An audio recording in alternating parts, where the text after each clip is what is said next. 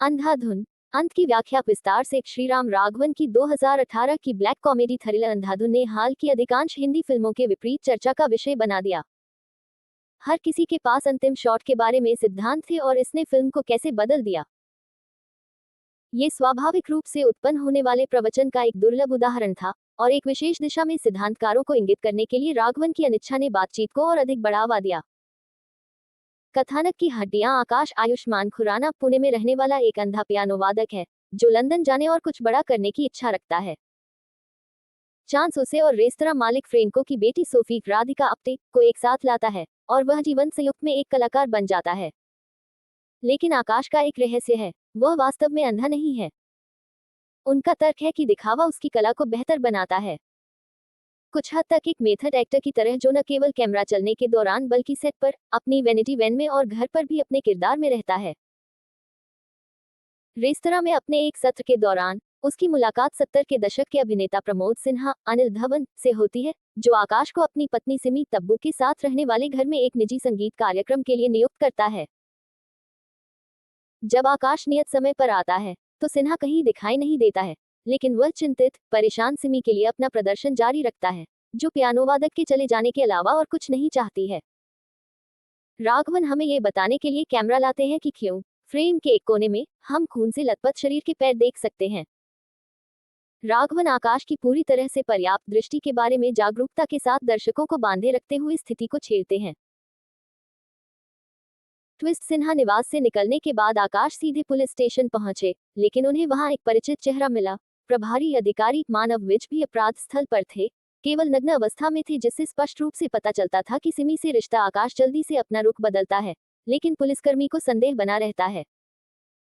जब कुछ दिनों बाद आकाश के घटनास्थल पर पहुंचने पर सिमी एक और मौत की योजना बनाती है, तो हत्यारे और उसके प्रेमी के लिए उसे सुलझाना जरूरी हो जाता है। सिमी ने आकाश को सचमुच अंधा कर दिया है, जो इतने समय से अंधा होने का नाटक कर रहा है और अब उसके पास कोई सहारा उपलब्ध नहीं है। जब वह अपने घर में पुलिसकर्मी के हमले से बाल बाल बच जाता है, तो उसकी मुलाकात एक लॉटरी बेचने वाली महिला छाया कदम और एक रिक्शा चालक पवन कुमार से होती है, जो उसे स्वामी जाकिर नामक एक बेवकूफ डॉक्टर द्वारा संचालित क्लिनिक में ले जाते हैं। हुसैन। आकाश का मानना है कि वह बच गया है, जब तक कि रक्षक जोड़ी और डॉक्टर उसे अंग निकालने के लिए तैयार नहीं कर लेते, जिससे उसे पहले मातहतों से मिलने की अपनी स्मृति का उपयोग करके उन्हें अपनी जान बचाने के लिए मनाना पड़ा। चौकड़ी अब सिमी के अपहरण की साजिश रचती है, और एक बार जब वह सफल हो जाती है, तो वे उसके पुलिसकर्मी प्रेमी से फिरौती मांगते हैं। पैसे इकट्ठा करने के लिए जाने से पहले आकाश उलझन में है और खुद को सिमी के समान नाव में पाता है, जो शुरू में एक सहयोगी प्रतीत होती है लेकिन वास्तव में अपनी योजना बना रही है। फिरौती वसूली दक्षिण की ओर जाती है, पुलिसकर्मी और रिक्शा चालक की हत्या कर देती है, और सिमी, जिसने आकाश की मदद से खुद को मुक्त कर लिया है, स्वामी पर हमला करती है, लेकिन उसे ठंड से मार दिया जाता है और कार की डिग्गी में डाल दिया जाता है। स्वामी और आकाश अब मुंबई के लिए तैयार हो गए हैं। डॉक्टर इस बात से खुश है कि सिमी उनके द्वारा तैयार किए गए विदेशी डोनर के लिए एकदम उपयुक्त मैच है।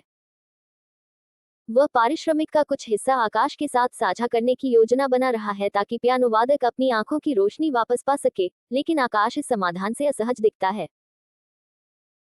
समाप्ति। 2 साल बाद आकाश यूरोप में सोफी से मिलता है और उसे कहानी का बाकी हिस्सा बताता है। बूट से आ रही आवाजों के कारण स्वामी ने कार रोक दी और बूट खोलने की कीमत उसे अपनी जान देकर चुकानी पड़ी। सिमी, जो अब फिर से होश में थी, ने पहिया संभाला और आकाश को कार से बाहर निकाल दिया, जिससे वह मुंबई के लिए निकली और फिर पलटकर उसे मारने का फैसला किया। एक किसान द्वारा उछलते हुए खरगोश को मारी गई गोली उसकी दृष्टि के क्षेत्र में उड़ गई, जिससे उसने कार पर नियंत्रण खो दिया, जो दुर्घटनाग्रस्त हो गई और विस्फोट हो गया, जिससे उसकी मौत हो गई। हालांकि यह सोफी के लिए आकाश की घटनाओं का संस्करण है, लेकिन जिस तरह से वह फिल्म के अंत में सड़क पर एक कैन को फेंक देता है, वह इसे असंभव बना देता है। अंधा होने के कारण आकाश को संभवतः सिमी द्वारा उसे मारने के इरादे से कार घुमाने के बारे में पता नहीं चल सका, छलांग लगाने वाले खरगोश के बारे में तो बिल्कुल भी नहीं। इस प्रकार अधिक संभावित सिद्धांत यह है कि आकाश ने सिमी की बलि देने के स्वामी के सुझाव पर सहमति व्यक्त की और सोफी के लिए झूठ का एक नया जाल बुना ताकि वह बड़ा व्यक्ति बनकर सामने आ सके।